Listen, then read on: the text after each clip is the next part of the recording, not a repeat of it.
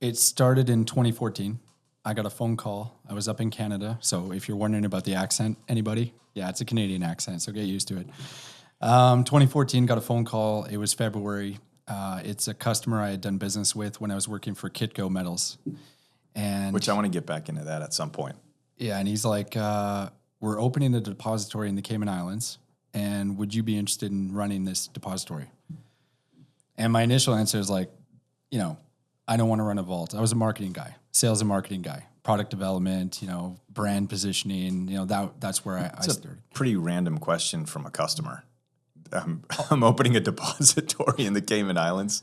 I mean, it's kind of out of left field, right? Yeah, I guess it was more of a statement than a question. The question after that was, would you like to come down and run it?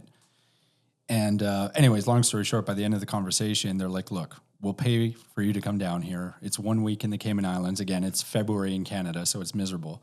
Yeah. And so I'm like, yeah, let's do that. And so by the time I got to the airport, and I remember seeing Cayman Islands on the board, like when we were boarding the flight, and I'm like, I'm taking this job.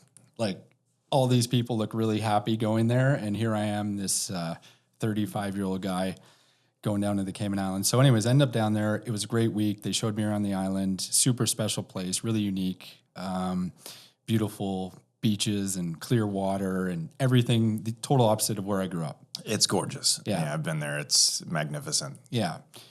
So the business plan that they presented was like at a Mexican restaurant, literally it seemed like a napkin job. Like, it was pretty simple. They're like, we need a little bit of help fleshing this out. I'm like, okay. Just a little. I'll give it my best go. But long story short, we ended up opening the depository in 2015. Our business model was really simple. We're like, we're going to build this vault in Cayman for offshore storage, and we're going to rely on dealer partners like Texas Precious Metals to refer us business.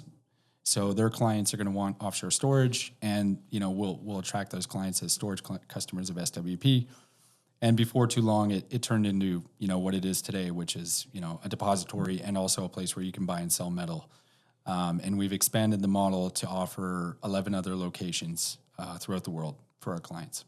It's impressive. I mean, so going back to the napkin conversation, I mean, you're sitting there, you see the opportunity, you love the location.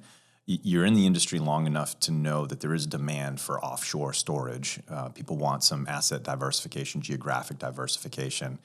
Cayman has always been a destination for banking and finance and a safe haven, if you will. And you got this napkin. So how do you start the depository? How do you learn about building and operating a depository? What is that like? Yeah. So the two partners had actually visited a few different vaults around the world before they approached me with the napkin deal. So they had been to Miami, they had been to Panama, they had been in New York City. So they had seen some pretty good operations. Mm-hmm. And so they had a good idea of what they wanted. They just didn't really understand the precious metals component. One of them was a construction guy.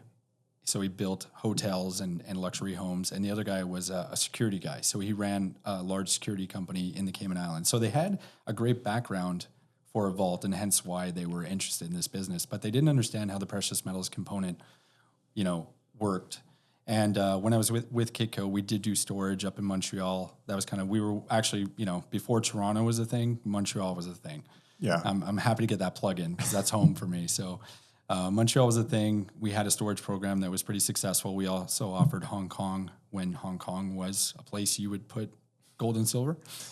Times have changed. And so the vaults in Montreal, were they owned by Kitco, or do they outsource to like Brinks or Loomis or any of those? They were outsourced to a company called Garda. I know Garda. Yeah, sure. Yeah, so Garda had an outfit in Montreal. Brinks also had an outfit in Montreal at the time.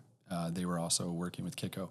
So I had a little bit of experience, but honestly, it wasn't like I'd never, like I said earlier, I was a sales and marketing guy. I'm like, I can sell metal, I can position metal, I can convince a client to own precious metals, but running a vault doesn't sound like a great time to me. Mm-hmm. So I was a little bit hesitant, but again, that weekend came and changed my mind. The guys were great.